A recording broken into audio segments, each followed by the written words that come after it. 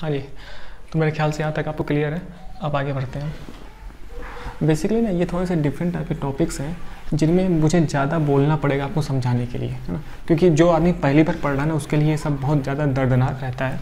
लेकिन मैंने कई बार आपको बोला, इसी वजह से कई बार एक ही चीज़ को बोल बोल के समझाया, है ना। हालांकि अननेसेसरी रिपीटेशंस नहीं करने चाहिए, लेकिन आपके साथ हम रिपीटेशंस कर सकते हैं शब्दों का, तभी आपके मन में बार बार जब एक चीज़ बैठेगी तब आपको समझ में आएगा। जो बच्चा पढ़ चुका है ना उसको लगेगा कि आप एक ही बार बार रिपीट कर रहे हो एक ही बात, है ना, लेकिन ऐसा नहीं है। जो लोग बिल्कुल नए लोग हैं ना, जो पहली बार इंडक्टिव इफेक्ट पढ़ रहे हैं, जो पहली बार आई इफेक्ट का नाम सुने हैं, उनके लिए बार बार चीज़ें बोल के बताना इंपॉर्टेंट है कि एक्चुअल में हो क्या रहा है, एक्चुअल में सीन क्या है, और किस तरीके से डिस्प्लेसमेंट हो रहा है इलेक्ट्रॉन का, और कौन से हम कंपाउंड को लेके चल रहे हैं, हम कहाँ कहाँ पढ़ेंगे। ठीक, तो सर आज से हमें ये समझ में आ गया कि ये एक परमानेंट इफेक्ट है। इट मीन्स कहीं भी हो सिग्मा बॉन्ड हो कार्बन के साथ, तो ये इफेक्ट वहाँ पर ऐसा सीन बन के रहेगा, पार्शियल पॉजिटिव और पार्शियल निगेटिव वाला, है ना। एंड ये एल्काइल हैलाइड में ज़्यादा इंपॉर्टेंट है, जो कि हम 12वीं में पढ़ेंगे ही सही, ठीक है, इस वजह से। एंड इन सब के एप्लीकेशंस कहाँ पे हैं? एप्लीकेशंस रिएक्शन इंटरमीडिएट की स्टेबिलिटी को लेकर है, ठीक है, तो बात करेंगे उसकी हम। तो अब देखो आप, तो इस तरीके से हमने समझा कि आई इफेक्ट का क्या चक्कर है। टाइप्स ऑफ इंडक्टिव इफेक्ट मैं समझा दूँ आपको। टाइप्स ऑफ, है ना,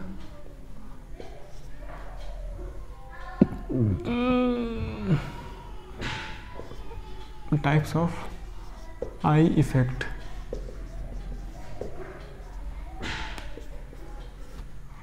आई इफेक्ट, ठीक। तो अभी हमने सुना तो उससे मुझे कुछ आइडिया लगता है कि सर होना ये दो टाइप का होता है, दो टाइप का होता है। एक को हम बोलते हैं plus I effect, plus I effect. दूसरा minus I effect, minus I effect, ठीक है, ऐसे plus I and minus I. अब ये plus I and minus I के नाम से ही चलता है, ठीक है ना, चलता है, ठीक है, हाइफन लगा रहा हूँ मैं अलग करने के लिए, ठीक। तो plus I and minus I. Plus I मैं कब बोलूँगा उसको आप समझते हैं। हम बोल सकते हैं व्हेन, हम ऐसे बोले ना, प्रॉपर मैं डेफिनेशन लिख देता हूँ। Plus I effect arises when electron donating groups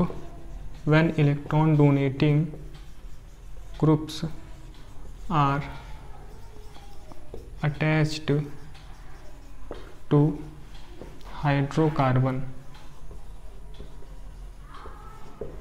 hydrocarbon chain, ठीक है।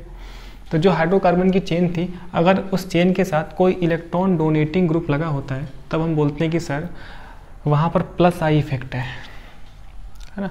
सो plus I effect arises when electron donating group attach to hydrocarbon chain, ठीक। अभी मैं और समझाता हूँ, थोड़ा लिख लूँ।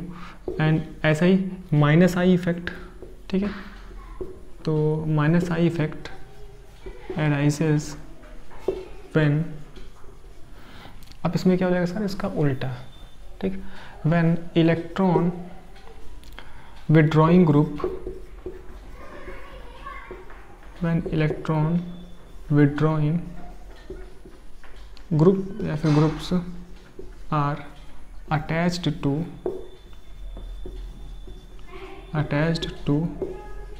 हाइड्रोकार्बन चेन, ठीक है। साइक्लिक कंपाउंड होगा तो साइकिल हो जाएगी हाइड्रोकार्बन चेन, ठीक है। समझते हैं थोड़ा सा।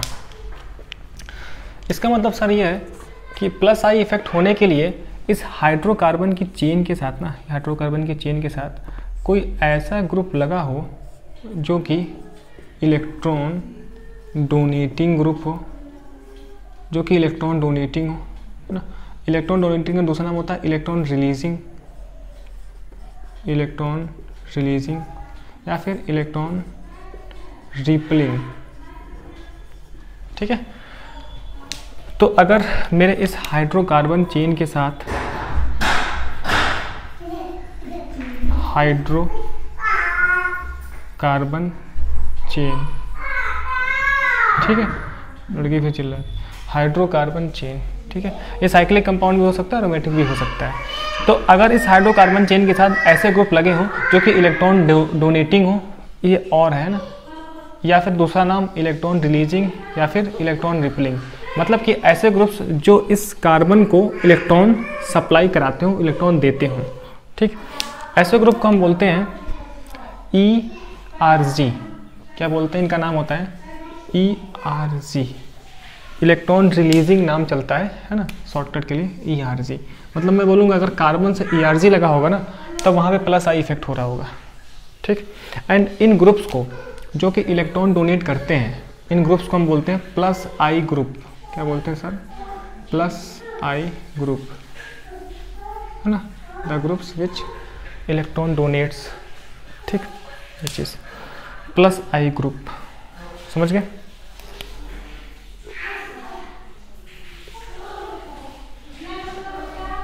है ना, वैसे यहाँ समझते हैं हम लोग। देखिए अब यहाँ पर जो अपने पास हाइड्रोकार्बन की चेन थी, इसके साथ ऐसा ग्रुप लगा हो जो कि इस हाइड्रोकार्बन से ना इलेक्ट्रॉन खींच लाता हो, इलेक्ट्रॉन खींच लाता हो। ठीक, तो इन्हें बोलते हैं electron attracting group, electron attracting, है ना, इलेक्ट्रॉन अट्रैक्टिंग ग्रुप। ठीक है, या फिर इसका दूसरा नाम है electron withdrawing group, electron withdrawing group. ठीक है, इस तरीके से। तो सर मैंने ये बोला कि अगर अपने इस हाइड्रोकार्बन की चेन के साथ ना ऐसे ग्रुप लग जाए जो कि इलेक्ट्रॉन खींचने वाले हों, इलेक्ट्रॉन अट्रैक्टिंग टाइप के हो, इन्हीं में दूसरा नाम है इलेक्ट्रॉन विड्रॉइंग ग्रुप। ठीक है, तब जो इफेक्ट अराइज होगा इंडक्टिव वाला, उसे हम बोलते हैं आई इफेक्ट, माइनस आई इफेक्ट। ठीक है, तो ये अपना वही हाइड्रोकार्बन की चेन, हाइड्रोकार्बन चेन, ठीक है, जो कि साइक्लिक हो सकता है, एलिसाइक्लिक हो सकता है, एरोमेटिक हो सकता है, ऐसे। ठीक, एंड ऐसे ग्रुप्स जो कि इलेक्ट्रॉन खींच लेंगे उन्हें हम क्या बोलते हैं सर, माइनस आई ग्रुप। क्या बोलते हैं सर, माइनस आई ग्रुप।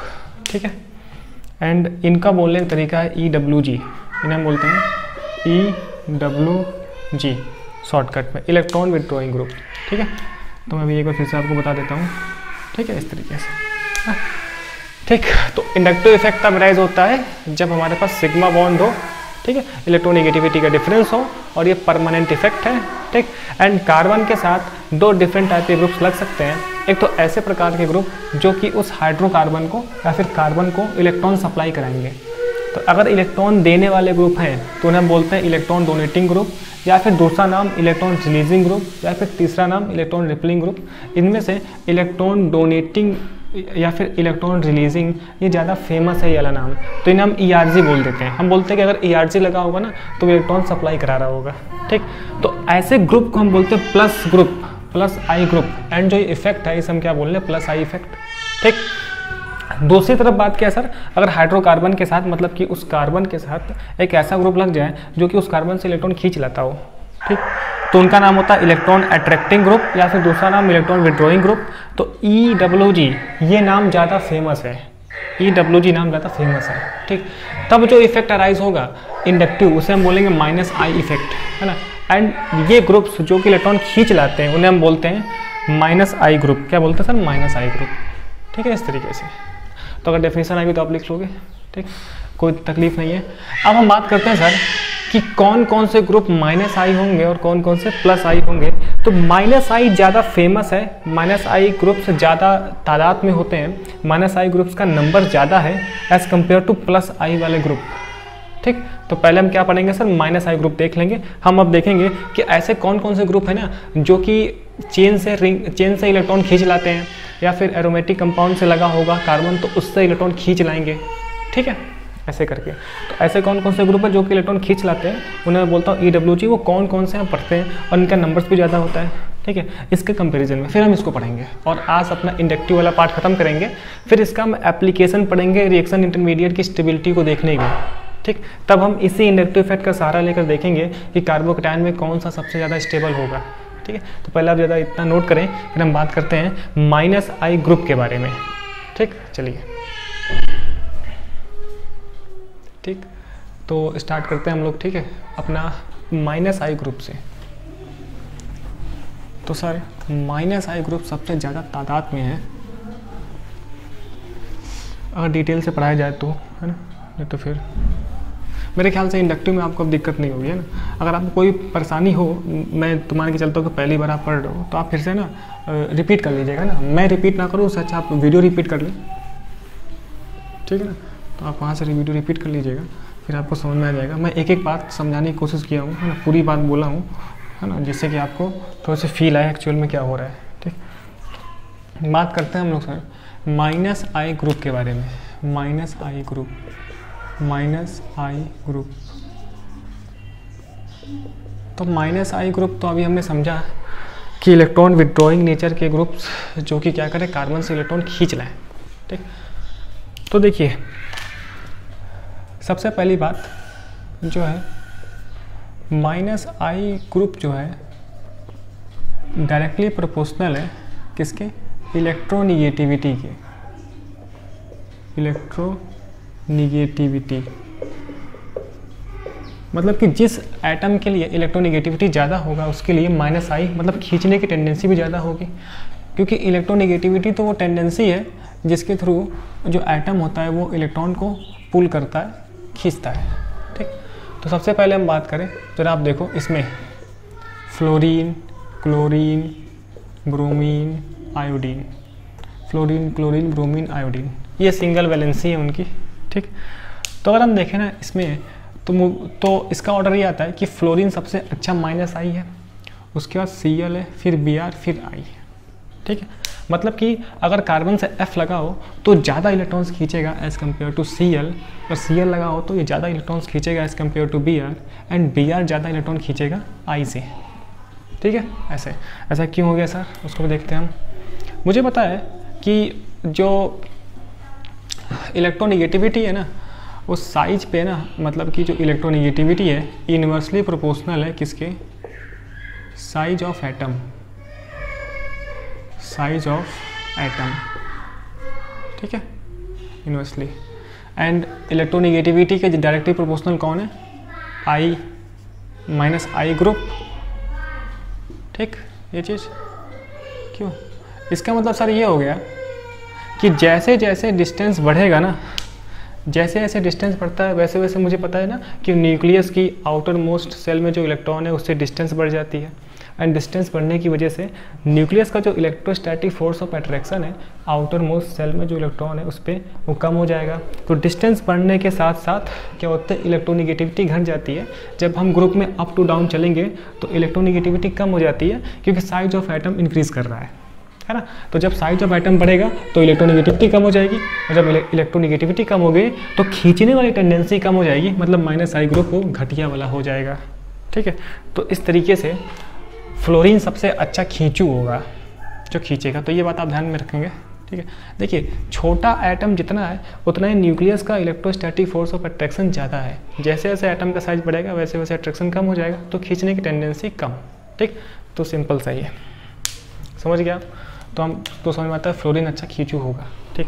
डिफरेंट बात करते हैं हम लोग और जैसे कि आप देखो OH SH,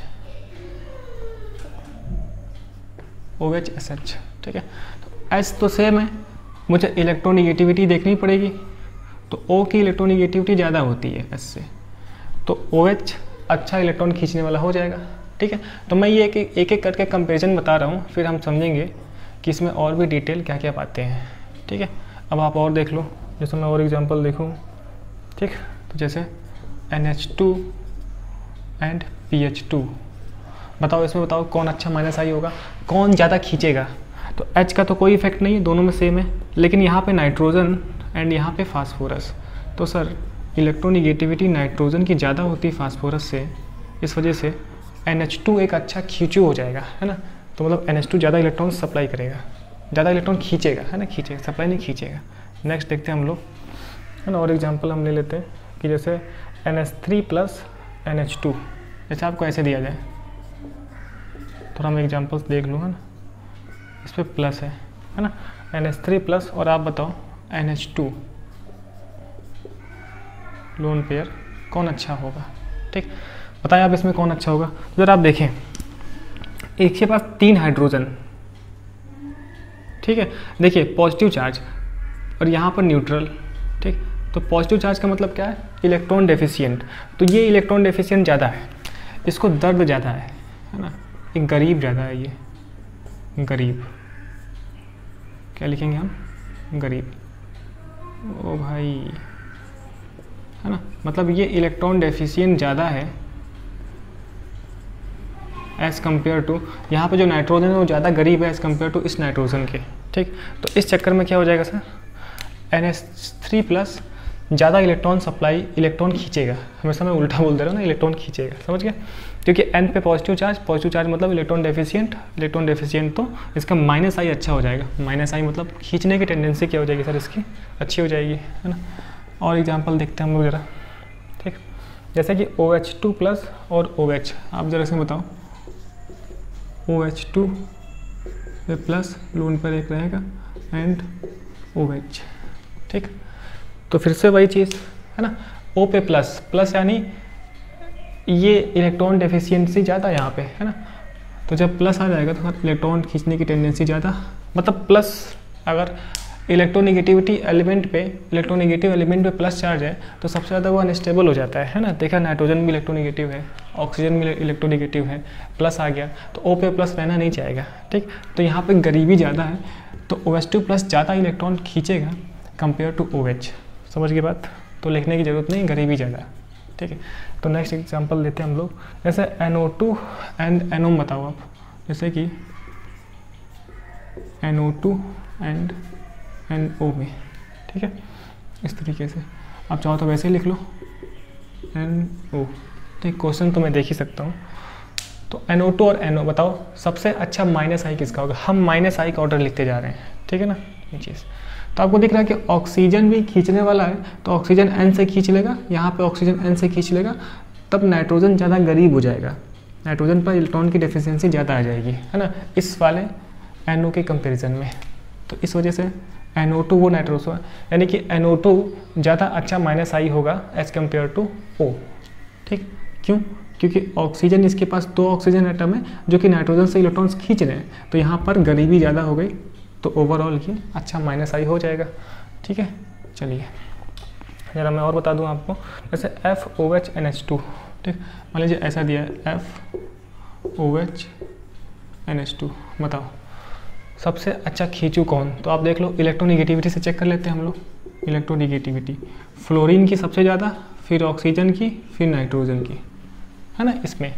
तो F सबसे अच्छा -I वाला होगा, फिर OH, फिर NH2, मतलब F ज़्यादा इलेक्ट्रॉन खींचेगा, फिर OH खींचेगा, फिर NH2, ठीक। नेक्स्ट जरा आप बताना, SH एंड Cl। तो आपको दिख रहा है कि सर जो इलेक्ट्रोनिगेटिविटी है ना, किसकी, S की और Cl की, तो Cl की सर ज़्यादा होती है ना। तो Cl की इलेक्ट्रोनिगेटिविटी ज़्यादा होने की वजह से ये Cl अच्छा -I हो जाएगा, ठीक है, ये सिंगल बॉन्ड। और बताइए आप, जैसे कि CN है ना, ट्रिपल डबल, जैसे ये पूछ रहा है कि C triple bond N, CH double bond NH, single bond CH2 NH2, ठीक है, ऐसे। मतलब कि एक ऐसा नाइट्रोजन है ना, जहाँ पर क्या है, आप देखें, 2 सिग्मा बॉन्ड है ना, नाइट्रोजन के पास 2 सिग्मा बॉन्ड है, मतलब कि यहाँ पर sp हाइब्रिडाइजेशन, यहाँ पे देखो तो आप sp2, है ना, तो मैं क्या देख रहा हूँ, कार्बन की दिखता है ना, यहाँ पे हो जाएगा sp3, ठीक है। जरा मैं देखो क्वेश्चन सही लिख रहा हूँ क्या, ठीक है, ये चीज़,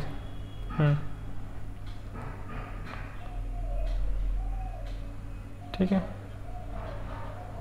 हाँ जी, ये चीज़, ठीक। तो आप जरा देखो CH double bond NH and CNH2। अगर मैं यहाँ पे कार्बन का हाइब्रिडाइजेशन देखूँ तो एक सिग्मा यहाँ पे मतलब sp, यहाँ पर इसका कार्बन का देखो 1 2 3 sp2 है ना, 3। यहाँ पे इस कार्बन का सर कितना हो गया, कार्बन का sp3 हो गया, हाइब्रिडाइजेशन कितना हो गया, sp3 हो गया। ठीक, तो मैं ये बोल रहा हूँ यहाँ से एक नया कॉन्सेप्ट। अब बताओ इसमें सबसे अच्छा खींचने वाला ग्रुप कौन होगा, तो मैं यहाँ पे एक नोट करके बात बता देता हूँ। ठीक, बेसिकली जो इलेक्ट्रोनिगेटिविटी होता है ना, इलेक्ट्रोनिगेटिविटी वो डायरेक्टली प्रोपोर्शनल होता है परसेंटेज ऑफ S कैरेक्टर। नई बात, परसेंटेज ऑफ S कैरेक्टर। तो हमें पता है कि sp होगा तो S कैरेक्टर ज़्यादा है, फिर sp2, फिर sp3, बताया था ना 50-50% है ना, फिर यहाँ पे कहता हाँ, तो फिर 25%, फिर 33.3% है ना, ऐसे था। तो ये बात हम पहले पढ़ चुके हैं। ये बात नहीं है कि इलेक्ट्रोनिगेटिविटी डायरेक्टली प्रोपोर्शनल होती है परसेंटेज ऑफ S कैरेक्टर के। ठीक, तो जितना ज़्यादा S कैरेक्टर होगा उतनी ज़्यादा खींचने की टेंडेंसी ज़्यादा होगी, खींचने की टेंडेंसी। और हम इलेक्ट्रोनिगेटिविटी को हम हाइब्रिडाइजेशन से भी समझते हैं। किससे सर? हाइब्रिडाइजेशन से। तो यहाँ पे हम वही चीज़ को समझ रहे हैं कि आप यहाँ पे sp हाइब्रिडाइजेशन मतलब S कैरेक्टर ज़्यादा, यहाँ पर sp2, यहाँ पर sp3। ठीक है ना। एंड किसका चेक करते हैं हम? कार्बन का चेक करते हैं। तो इस चक्कर में सर ना CN सबसे ज़्यादा खींचू हो जाएगा, फिर CH डबल बॉन्ड NH, फिर इस तरीके से RNH2। ठीक है ना। अगर आप देखो ना तो ये केवल NH2 कर दो आप, हाँ सही है। ठीक है, इस तरीके से। ठीक, तो कहने का मतलब सर ये है कि जहाँ पर परसेंटेज S कैरेक्टर ज़्यादा, इलेक्ट्रोनिगेटिविटी ज़्यादा, तो खींचने की टेंडेंसी ज़्यादा है ना। मतलब कि ये 53 बॉन्ड वाला NH, मतलब कि जब N ट्रिपल बॉन्ड से लगा हो तो ज़्यादा खींचता है, और जब N डबल बॉन्ड से लगा हो तो कम खींचता है, और जब N सिंगल बॉन्ड से हो तो फिर उसकी इलेक्ट्रोनिगेटिविटी और भी कम हो जाया करती है। ठीक है, ऐसे। तो इसमें कोई डाउट नहीं है ना, इस वजह से मैं सोच रहा हूँ आपको थोड़ा सा डिटेल से बता दूँ। ठीक, तो यहाँ पर ना हाइब्रिडाइजेशन का कॉन्सेप्ट चलेगा जब भी ऐसा केस हो जाए है ना कि कंपाउंड्स देने लगे, तो हम वहाँ पर हाइब्रिडाइजेशन से चेक कर लेते हैं। ठीक, चलिए अगला सवाल है ना।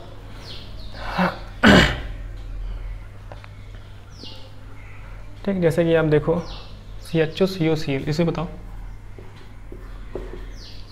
CHO COCl है ना, किसका -I सबसे ज़्यादा होगा?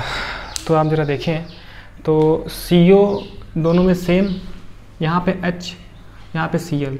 तो Cl तो खींचने की टेंडेंसी रखता है, तो Cl इस कार्बन से खींच लेगा, मतलब यहाँ पर -I लगेगा। ठीक, तो जब Cl कार्बन से इलेक्ट्रॉन खींच लिया, O भी खींच रहा है, यहाँ पर भी O खींच रहा है। ठीक, तो इस कार्बन पर इलेक्ट्रॉन की डेफिशिएंसी ज़्यादा हो गई, क्योंकि Cl की इलेक्ट्रोनिगेटिविटी ज़्यादा है इस हाइड्रोजन के कंपैरिजन में। ठीक, तो इस वजह से COCl यानी कि एसिड हाइलाइड्स ज़्यादा अच्छे -I हुआ करेंगे एल्डिहाइड से। CHO है ना, ये एल्डिहाइड है। चलिए मैं नाम भी लिख देता हूँ, एल्डिहाइड है, ये हाइलाइड एसिड हाइलाइड है, एसिड हाइलाइड। ठीक है, इसका मतलब कि एसिड हाइलाइड्स अच्छे -I हुआ करते हैं एल्डिहाइड्स के कंपैरिजन में। ठीक, अगला सवाल देखते हैं हम लोग। अगला सवाल देखो आप, SO3H SO2H। ठीक, SO3H है ना, SO2H बताओ कौन अच्छा -I, कौन अच्छा -I? तो हम समझ लेंगे ऑक्सीजन इलेक्ट्रॉन खींचेगा S से, ये भी खींचेगा, ये भी खींचेगा।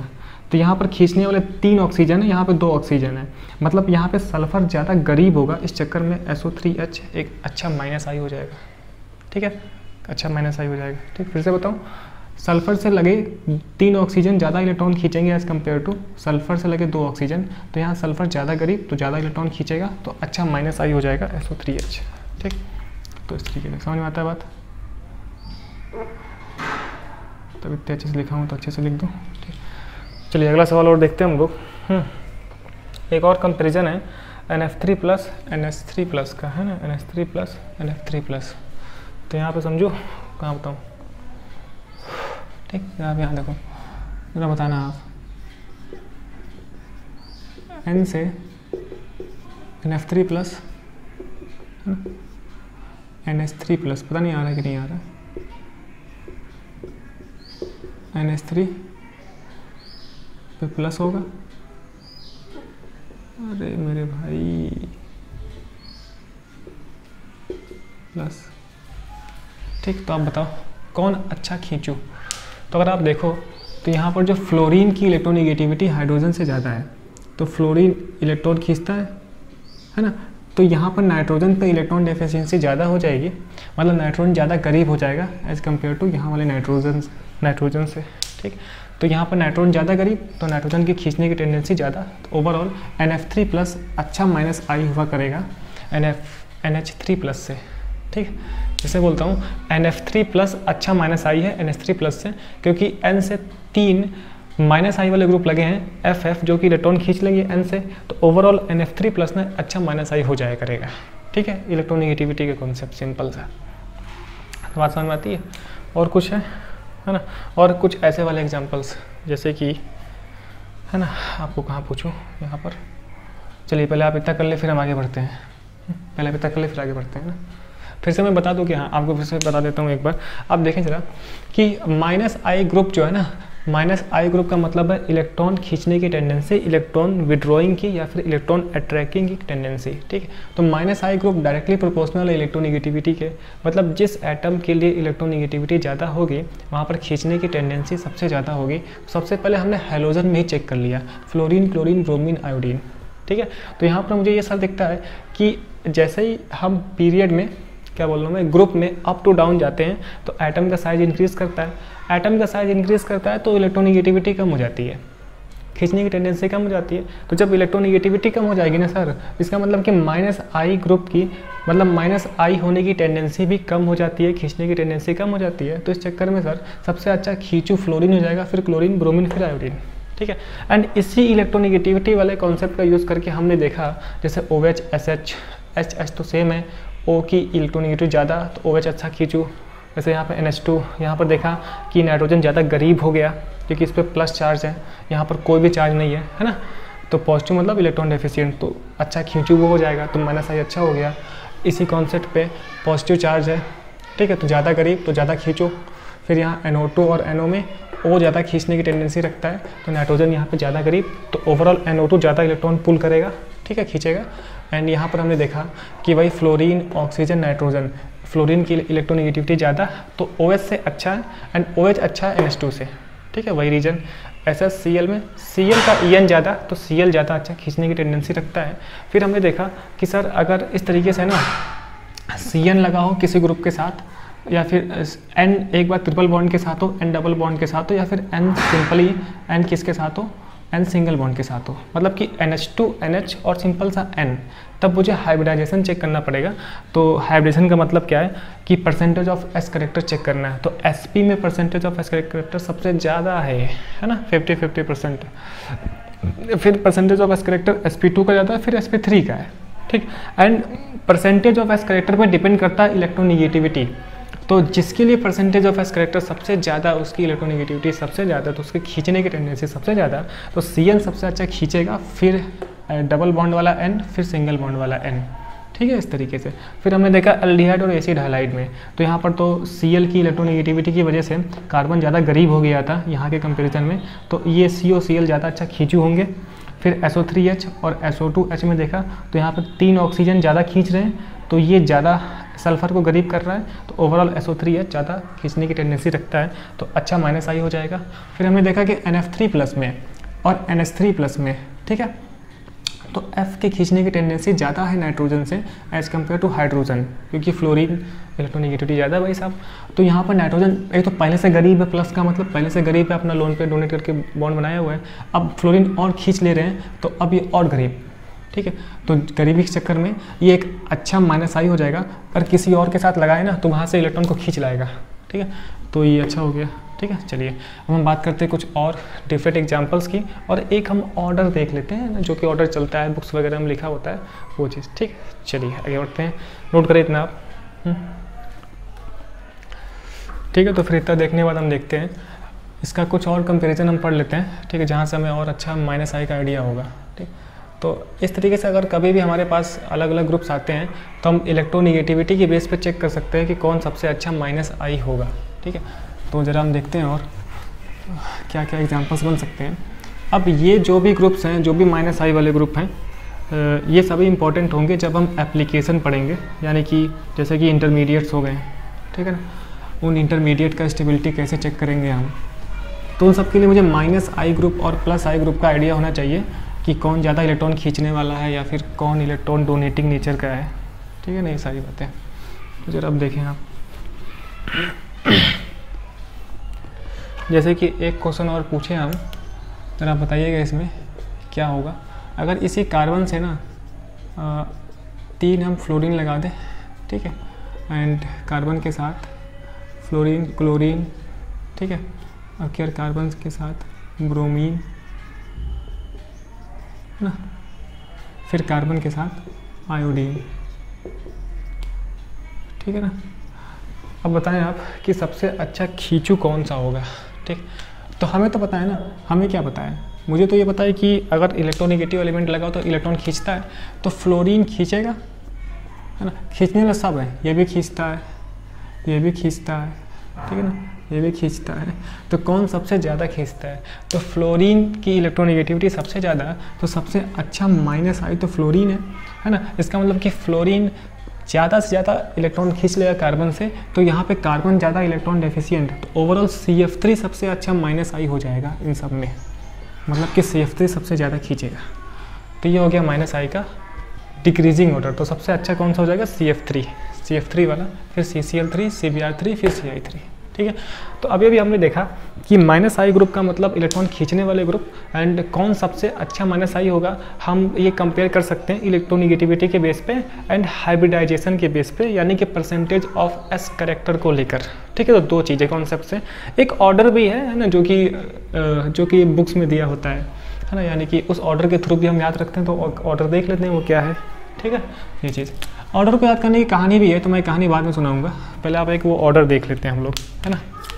-I ग्रुप का ऑर्डर मतलब कि -I ग्रुप, तो -I ग्रुप ज़्यादातर तादाद में होते हैं भीड़ भाड़ में, +I ग्रुप बहुत ही कम होते हैं, लेकिन फिर भी हम कुछ पढ़ेंगे, है ना, औरों से ज़्यादा ही पढ़ेंगे। तो ज़रा आप देखो, तो सबसे अच्छा जो है ना, ये एक ऑर्डर, इसको आप याद कर सकते हैं, NF3+, फिर अच्छा हुआ करता है ना, NR3+, फिर अच्छा हुआ करता है सर NH3+, ठीक है, ऐसे NF3+, NR3+, ठीक है, फिर इससे अच्छा NO2, है ना, फिर NO2, फिर इसके बाद CN, ठीक है, फिर SO3H, ठीक है, फिर COOH ऑर्डर है, फिर उससे घटिया, फिर fluorine, chlorine, bromine, iodine, fluorine, chlorine, bromine, iodine, ठीक है, फिर सर एस्टर, ठीक है, फिर ईथर, है ना, फिर अल्कोहल, फिर ट्रिपल बॉन्ड, या फिर मैं ऐसे बोलूँ,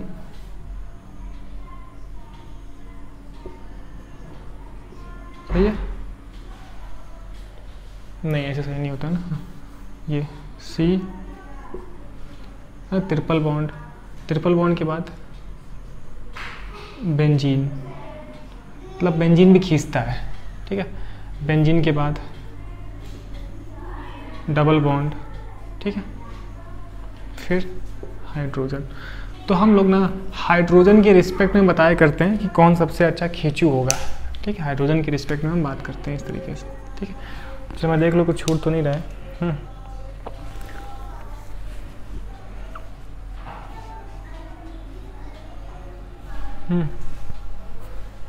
तो इस तरीके से हो जाएगा, आप इसको ऐसे कर सकते हो, ट्रिपल बॉन्ड से लगाओ ना, तब ऐसे। तो मैं कह रहा था कि NF3+ सबसे ज़्यादा खींचू, फिर NR3, फिर NH3, तो ये एक ऑर्डर है लिखा हुआ है। ठीक है, तो ये एक एक्सपेरिमेंटल क्या बोलते हैं, एक ऑर्डर बनाया गया है, जिसके थ्रू हम समझते हैं कि सबसे ज़्यादा खींचू कौन सा होगा, -I वाला, उसके बाद कौन, उसके बाद कौन। ठीक, इसमें एक कंपैरिजन है जो कि मैं आपको थोड़ा समझा दूँ यहाँ से। जरा आप देखो, तो जो ये ट्रिपल बॉन्ड है ना, और फिर ये बेंजीन,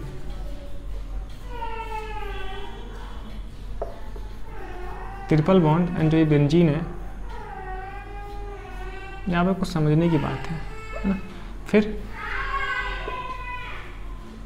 ये डबल बॉन्ड है ना, इसको चाहो तो आप ऐसे कर लो ये चीज़, ठीक है। फिर आप देखें ये सबसे ज़्यादा था, फिर ये था ना खींचने की टेंडेंसी में। तो आप देखो यहाँ पर कार्बन का हाइब्रिडाइजेशन sp है, ठीक। एंड यहाँ पर देखें आप, तो जो ये 2 कार्बन है ना, सभी कार्बन का sp2 ही है, sp2 है, each carbon sp2 sp2 sp2 sp2 है ना। यहाँ पर भी जो 2 कार्बन है वो sp2 ही है, ठीक। तो ये तो सबसे अच्छा होगा खींचने वाला बेशक, क्योंकि परसेंटेज ऑफ एस कैरेक्टर ज़्यादा है। यहाँ पे आप देखो, मान लीजिए इस कार्बन से ये कार्बन किसी और ग्रुप से लगा होगा, ठीक है। तो इस कार्बन से ना 2 ऐसे कार्बन हैं sp2 वाले जो कि इस कार्बन को दुख दे रहे हैं, तकलीफ दे रहे हैं।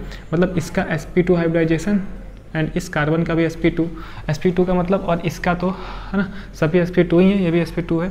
तो sp2 होने की वजह से इलेक्ट्रॉन खींचेगा इस कार्बन से, तो इस वाले कार्बन पे एंड इस वाले कार्बन पे दोनों का sp2 ही है, तो मैंने इसको sp2 बोल दिया।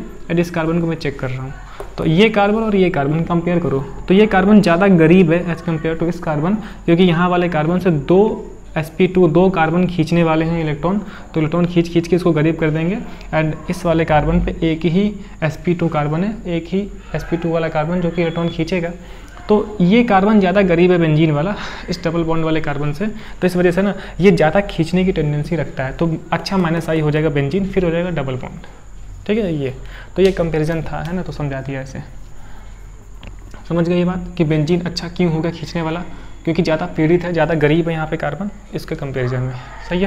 तो ये हो गया सर कंप्लीट -I पे बातें हैं। तो इस तरीके से -I वाले ग्रुप हुआ करते हैं जो कि इलेक्ट्रॉन को खींचा करते हैं। कौन सबसे अच्छा होगा, एक मैंने ऑर्डर लिख दिया, इससे हम लोग चेक कर लेंगे। चलिए तो अब बात करते हैं हम लोग +I वाले ग्रुप की, ठीक है। तो इतना नोट करें आप, ठीक है जी। तो इतना हमने रखा -I को लेकर, ठीक है। बात करते हैं हम लोग +I को लेकर, ठीक। तो चलिए आज का लेक्चर काफ़ी ख़तरनाक, पढ़ाना भी खतरनाक, ठीक है, इतना चीज़ें समझाना भी खतरनाक। तो आपको ये बात समझ में आती है अब कि सर ना हम इलेक्ट्रोनिगेटिविटी से चेक कर लेते हैं, जिसकी इलेक्ट्रोनिगेटिविटी ज़्यादा उसकी खींचने की टेंडेंसी ज़्यादा, और इलेक्ट्रोनिगेटिविटी को हम हाइब्रिडाइजेशन से भी चेक किया करते हैं, परसेंटेज ऑफ एस कैरेक्टर से भी चेक किया करते हैं, ठीक है ना। चलिए अब हम बात करते हैं +I ग्रुप की। हाँ जी, +I ग्रुप कौन कौन सा होंगे मुझे पता ही है। It is a electron donating nature वाला ग्रुप और इलेक्ट्रॉन रिलीजिंग वाला ग्रुप। जो इलेक्ट्रॉन सप्लाई कराता हो, मतलब electron releasing groups, electron releasing groups are +I group, ठीक। तो हम बोलते हैं इसमें कम है, मैं बोलूँ ना जनरली जो इसके जो जर्नल है ना, जनरली सही लिखा है, generally alkyl groups are +I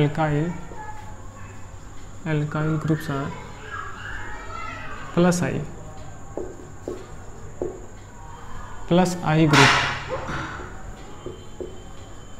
ठीक है। तो सामान्यतः जो एल्काइल वाले ग्रुप्स होते हैं वही +I ग्रुप होते हैं। क्यों, समझ लेते थोड़ा सा हम। एल्काइल में CH3 ऐसे, अरे मेरे लाल, ठीक है ना। तो कार्बन की इलेक्ट्रोनिगेटिविटी ज़्यादा है हाइड्रोजन से, तो ये इलेक्ट्रॉन खींच लेगा। तो कार्बन पे इलेक्ट्रॉन डेंसिटी ज़्यादा हो गई, तो अब ओवरऑल ये CH3 इलेक्ट्रॉन देने के का काम करता है, समझ गया। तो जो एल्काइल ग्रुप होते हैं बेसिकली कार्बन की इलेक्ट्रोनिगेटिविटी हाइड्रोजन से ज़्यादा है, तब ये हर H से इलेक्ट्रॉन खींचना स्टार्ट करेगा, हर CH बॉन्ड से इलेक्ट्रॉन खींचेगा कार्बन, ठीक है। तो 3S से इलेक्ट्रॉन खींचना स्टार्ट करेगा, तो कार्बन पर इलेक्ट्रॉन डेंसिटी बढ़ जाएगी। इस चक्कर में ओवरऑल जो CH3 ग्रुप है ना, वो इलेक्ट्रॉन देने का काम करने लगेगा, इलेक्ट्रॉन डोनेटिंग नेचर का हो जाएगा। तो इस तरीके से सर ये CH3 ना +I वाला ग्रुप है। अब आप ज़रा देखें, मान लीजिए इससे इस तरीके का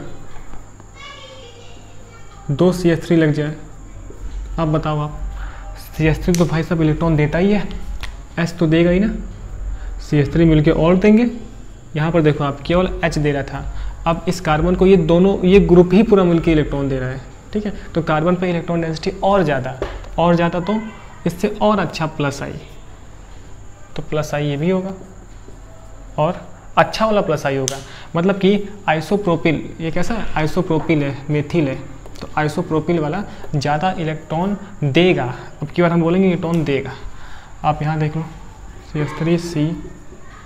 CH3 आइसोप्रोपिल ग्रुप और ये टर्सरी ब्यूटाइल ग्रुप दिख रहा है आपको। अब यहाँ पर ना इस कार्बन को 3 अल्काइल ग्रुप मिल के भर के इलेक्ट्रॉन दे रहे हैं, तो अब इस कार्बन पे इलेक्ट्रॉन डेंसिटी ज़्यादा हो गया सेकेंडरी वाले कार्बन के कंपैरिजन में, ठीक है। तब अब देखो इस चक्कर में ना सर, तो जैसे जैसे अल्काइल ग्रुप बल्की होता जाएगा वैसे वैसे इलेक्ट्रॉन देने की टेंडेंसी बढ़ जाएगी, तो इस चक्कर में ना 1 डिग्री वाला अल्काइल हैलाइड, 1 डिग्री वाला कार्बन ये है, तो उससे अच्छा है 2 डिग्री वाला कार्बन हो अल्काइल हैलाइड में, फिर 3 डिग्री वाला कार्बन हो। समझ गए? तो अल्काइल हैलाइड्स में सिंपल सा यही कॉन्सेप्ट रहता है कि जैसे जैसे अल्काइल हैलाइड की डिग्री बढ़ेगी, क्या बोल रहा हूँ, है ना, ज़्यादा बल्की होता जाएगा ग्रुप, मतलब कार्बन से जितने ज़्यादा अल्काइल ग्रुप्स लगे होंगे, मोर अल्काइल ग्रुप्स, तो उतना ही ज़्यादा प्लस आई की टेंडेंसी, इलेक्ट्रॉन देने की टेंडेंसी, ठीक है। तो अल्काइल ग्रुप्स ही ज़्यादा इंपॉर्टेंट है और इन पे ही ज़्यादा एप्लीकेशंस है, ठीक है। और भी हम 2-4 पढ़ लेंगे, जरा आप देखो, ठीक। एक होता है इन आइसोटोप्स, एक खास बात बताता हूँ मैं, इन आइसोटोप्स, ठीक है। तो आज से ये बात समझ में आ गई कि अल्काइल ग्रुप सर प्लस आई ग्रुप होते हैं, इलेक्ट्रॉन देने का काम करते हैं। क्या रीज़न था ये बता दिया मैंने। आइसोटोप्स का मतलब ये है कि जैसे CH3 होता है, CH3 H की जगह T लगा दें हम, हाइड्रोजन के आइसोटोप्स है ना, ट्राइटियम, ड्यूटीरियम, मतलब CH3, CT3 और CD3, इसमें से सबसे ज़्यादा इलेक्ट्रॉन कौन देगा, है ना। आइसोटोप्स का मतलब सर वही हाइड्रोजन के आइसोटोप्स होते हैं ना, प्रोटियम, ड्यूटीरियम, ट्राइटियम, ठीक। तो ये जाता है कॉन्सेप्ट बॉन्ड लेंथ पे। किस पे जाता है सर? बॉन्ड लेंथ पे। बेसिकली जो बॉन्ड लेंथ है वो CH बॉन्ड की सबसे जाता है,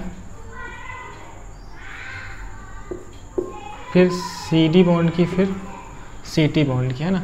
बेसिकली बॉन्ड लेंथ का ऑर्डर है ना, जो कि एटम के वाइब्रेशंस पे डिपेंड करता है, तो वो चीज़ें अलग हैं। बस मुझे अभी ये पता रखना है कि CH का जो बॉन्ड लेंथ है वो ज़्यादा है एज़ कम्पेयर टू CD वाले से, फिर CD का ज़्यादा है CT से, ठीक। तो देखिए, अगर बॉन्ड लेंथ ज़्यादा, इसका मतलब कि कार्बन से इलेक्ट्रॉनों की डिस्टेंस ज़्यादा, तो बॉन्ड लेंथ ज़्यादा तो इलेक्ट्रॉन्स की डिस्टेंस ज़्यादा, और जब इलेक्ट्रॉन्स की डिस्टेंस ज़्यादा तो वो देने की टेंडेंसी को खो जाएगा, ठीक है। तो जितना छोटा बॉन्ड उतने ज़्यादा इलेक्ट्रॉन देने की टेंडेंसी, जितना बड़ा बॉन्ड उतना ही इलेक्ट्रॉन देने की टेंडेंसी को खो जाना, यानी कि इलेक्ट्रॉन देने की टेंडेंसी को कम कर जाना, ठीक है। तो थकते थकते ये हालत हो जाती है, समझ गए आप। तो बॉन्ड लेंथ बढ़ता है तो प्लस आई का करेक्टर ख़राब हो जाता है। कहने का मतलब सर ये है कि प्लस आई जो ग्रुप है ना, इन्वर्सली प्रोपोर्शनल है बॉन्ड लेंथ के। क्यों मैंने समझा दिया, अगर बॉन्ड लेंथ बढ़ेगा तो इलेक्ट्रॉन्स की डिस्टेंस बढ़ जाएगी, और जब इलेक्ट्रॉन की डिस्टेंस बढ़ जाएगी तो देने की टेंडेंसी, डोनेट करने की टेंडेंसी कम हो जाएगी, ठीक है। तो ये हो गया सर प्लस आई वाला। अब मैं थक गया हूँ बोलते बोलते ना, इस वजह से आवाज़ निकल नहीं रही है, तो मेरे ख्याल समझ में आ गया। तो सबसे, इसका मतलब कि सर सबसे छोटा बॉन्ड CT का है, CT का सबसे छोटा बॉन्ड है। इट मीन्स CT सबसे ज़्यादा इलेक्ट्रॉन देगा, है ना। तो अगर आप देखो 3 लगा दो क्या, हाँ देखो, इसका मतलब कि सर CT3, फिर CD3, फिर CH3,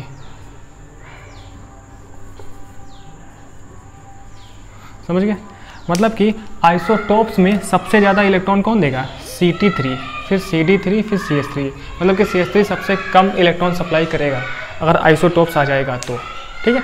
इसका रीज़न होता है ना, आगे चल के हाइड्रोजन एटम ज़्यादा हल्का है तो इसकी मीन पोजीशन से वाइब्रेशन ज़्यादा होते हैं, तो इस चक्कर में इसका बॉन्ड लेंथ बढ़ जाता है। ये सब रीजन्स है ना, जिससे हमें कोई मतलब नहीं है। हमें तो बस इतना पता है कि सर इसका बॉन्ड लेंथ ज़्यादा है, तो बॉन्ड लेंथ ज़्यादा होने की वजह से प्लस आई नेचर ख़राब हो गया, तो वो सबसे घटिया इलेक्ट्रॉन देने की टेंडेंसी रखेगा, समझ गए। तो अल्काइल ग्रुप्स जनरली क्या होते हैं, इलेक्ट्रॉन देने की टेंडेंसी रखते हैं, उसमें भी अगर अल्काइल ग्रुप बल्कि होता जाएगा तो देने की टेंडेंसी बढ़ जाएगी। आइसोटोप्स का ये हाल है, ठीक है। कुछ और एग्जांपल्स देख लेते हैं हम ज़रा, कुछ और एग्जांपल ज़रा हम देखें हैं तो ज़रा आप देखो कुछ और भी एग्जांपल्स होते हैं, जैसे कि O-, जिन पे निगेटिव चार्ज है वो इलेक्ट्रॉन सप्लाई करेगा ही ज़्यादा इसके पास, ऐसे NH लोन पेयर होगा, है ना, ऐसे ही CH2- लोन पेयर होगा, ठीक है, ऐसे ही COO- माइनस है तो लोन पेयर वगैरह उसे आप जानते हो ना, CO-, ठीक है। मतलब कि अगर किसी एटम पे डायरेक्टली निगेटिव चार्ज है, इसका मतलब कि उसके पास इलेक्ट्रॉन डेंसिटी ज़्यादा है, तो वो इलेक्ट्रॉन सप्लाई कराने का काम करेगा, मतलब वो +I ग्रुप की तरह ट्रीट करेगा, ठीक है। अब ज़रा एक बात मैं आपको समझा दूँ कि जो +I नेचर है, जो +I ग्रुप्स हैं वो इन्वर्सली प्रोपोर्शनल होते हैं इलेक्ट्रोनिगेटिविटी के, है ना। अगर इलेक्ट्रोनिगेटिविटी बढ़ती है तो खींचने की टेंडेंसी बढ़ती है, तो -I के डायरेक्टली प्रोपोर्शनल है, लेकिन +I के इन्वर्सली प्रोपोर्शनल है, ठीक। इसका मतलब कि सर अगर इलेक्ट्रोनिगेटिविटी बढ़ती है ना तो उसका +I खराब हो जाएगा, मतलब कि इलेक्ट्रॉन देने की टेंडेंसी खराब हो जाएगी, इलेक्ट्रॉन देने की टेंडेंसी क्या होगी सर, खराब हो जाएगी। तो इस चक्कर में ज़रा आप बताओ कि इनमें से सबसे अच्छा कौन हो जाएगा। तो आप देखो ज़रा, CH2 कार्बन की इलेक्ट्रोनिगेटिविटी सबसे ख़राब है यहाँ पे, और H भी है ना, और H की भी इलेक्ट्रोनिगेटिविटी कम होती है, तो सबसे अच्छा देने वाला CH2 हो जाएगा, ठीक। इसके बाद आप देख लो, इसके बाद सबसे कम इलेक्ट्रोनिगेटिव वाला नाइट्रोजन NH-, इसके बाद कम वाला ऑक्सीजन, 3 लोन पेयर है ना, ठीक है, ऑक्सीजन, ठीक है। इसके बाद यहाँ लिखूँ, जगह है कि नहीं, यहाँ लिख रहा हूँ ना, इसके बाद COO-, है ना, दिख रहा है O-, ये इलेक्ट्रॉन देगा, तो दिख रहा है आपको कि पहले ये इलेक्ट्रॉन कार्बन को देगा, फिर ये कार्बन उस ग्रुप को देगा, डिस्टेंस बढ़ गया, तो डिस्टेंस बढ़ने की वजह से +I खराब हो जाता है ना। तो +I तो है लेकिन डिस्टेंस डिपेंडेंट, ठीक है। तो डिस्टेंस डिपेंडेंट होने के चक्कर में COO- जो है ना वो घटिया हो गया। तो मैंने क्या बोला सर, मैंने बस सिंपल से यही बोला कि इलेक्ट्रोनिगेटिविटी जितनी घटिया उतना अच्छा देने वाला, तो CH2 सबसे अच्छा देने वाला, फिर नाइट्रोजन ऑक्सीजन में नाइट्रोजन सबसे घटिया वाला है, तो ये ज़्यादा इलेक्ट्रॉन देगा, फिर ऑक्सीजन, इसमें कंपेयर किया तो यहाँ पर 2 ऑक्सीजन मिलके इलेक्ट्रॉन देंगे, लेकिन पहले ये कार्बन को देंगे फिर आगे ग्रुप को बढ़ाएंगे, तो डिस्टेंस बढ़ गई, है ना, कार्बन से डिस्टेंस बढ़ गई, तो डिस्टेंस बढ़ जाती है तो ये इफेक्ट डिस्टेंस डिपेंडेंट है, तो +I कमज़ोर हो जाएगा, ठीक है, समझा दिया। तो इस तरीके से इसका ऑर्डर हो जाएगा, ठीक है। जरा मैं चेक कर लूँ एक बार, CH2- है ना, NH-, O- कार्बोक्सिलेट आयन, ठीक है, समझ में आती है बात। तो आपकी तसल्ली के लिए मैं एक बार फिर से बता दूं कि सर अभी तक जो भी हमने पढ़ा, सबसे पहले हमने पढ़ा इंडक्टिव इफेक्ट, ठीक है, आज के लेक्चर में। तो इंडक्टिव इफेक्ट के बारे में पढ़ा, फिर देखा कि सर +I होता है, -I होता है, तो -I के नंबर सबसे ज़्यादा थे, -I मतलब इलेक्ट्रॉन खींचने वाला। अब आपके मन में ये बैठ जाना चाहिए सर कि माइनस देखते ही मतलब खींचने वाला, और खींचता कैसे कैसे उतनी सारी राम कथा हमने करी। फिर +I जनरली बहुत ही कम होते हैं, जनरली अल्काइल ग्रुप्स ही फेमस है +I के नाम पर, मतलब अल्काइल ग्रुप्स इलेक्ट्रॉन देने का काम करते हैं। इलेक्ट्रॉन कौन देगा, सबसे ज़्यादा वो इलेक्ट्रॉन बंदा देगा जिसकी इलेक्ट्रोनिगेटिविटी ख़राब होगी, है ना, इन्वर्सली। और आइसोटोप्स में हमने ये बॉन्ड लेंथ के ऑर्डर से चेक कर लिया कि बॉन्ड लेंथ बढ़ता है तो इलेक्ट्रॉनों की डिस्टेंस बढ़ जाती है एटम से, तो उस चक्कर में देने की टेंडेंसी कम हो जाती है। तो आइसोटोप्स में Ct3, CD3 फिर CH3 अच्छे हुआ करते हैं, तो सबसे अच्छा Ct3 होगा जो कि इलेक्ट्रॉन सप्लाई कराएगा, ठीक है, इलेक्ट्रॉन डोनेटिंग नेचर होगा। फिर हमने देखा ना कि कुछ ऐसे स्पीसीज जिनके ऊपर नेगेटिव चार्ज हो तो लोन पेयर भी होता है, क्यों, जिनके ऊपर नेगेटिव चार्ज हो ना, डायरेक्ट अगर नेगेटिव चार्ज दिख रहा है हमें तो वो +I ग्रुप की तरह ट्रीट होता है, यानी कि +I ग्रुप ही होते हैं जो इलेक्ट्रॉन सप्लाई कराते हैं। उसमें भी सबसे घटिया वाला जिसका इलेक्ट्रोनिगेटिविटी होगा तो सबसे ज़्यादा इलेक्ट्रॉन देने की टेंडेंसी रखता है। तो ये चीज़ें हो गई, ठीक है, तो ऐसे, ठीक। तो आज कंप्लीट बात इंडक्टिव इफेक्ट पर, +I ग्रुप, -I ग्रुप क्या क्या उसका ऑर्डर वगैरह सब देख लिया। अब हम पढ़ेंगे कि इंटरमीडिएट्स, रिएक्शन इंटरमीडिएट्स की स्टेबिलिटी को हम कैसे चेक करेंगे इंडक्टिव इफेक्ट से। वैसे रिएक्शन मीडिएट की स्टेबिलिटी को ना हम डिफरेंट टाइप के इफेक्ट का यूज़ करके समझ सकते हैं, लेकिन अभी हमने केवल इंडक्टिव इफेक्ट पढ़ा है, ठीक है। तो हम इंडक्टिव इफेक्ट से समझ लेंगे कि कैसे रिएक्शन इंटरमीडिएट की स्टेबिलिटी होती है, ठीक। तो एप्लीकेशन वही है, पढ़ने के नाम पे हम इतना कुछ पढ़ लिए, एप्लीकेशन कहाँ पर है, रिएक्शन मीडिएट की stability and acetic and basic strength को लेकर, ठीक। तो चलिए आज की सर राम कथा ख़त्म करते हैं, है ना। तो आज का क्लास काफ़ी दर्द भरा है, ठीक। चलिए तो आज के लिए बहुत बहुत थैंक यू, मिलते हैं नेक्स्ट लेक्चर में।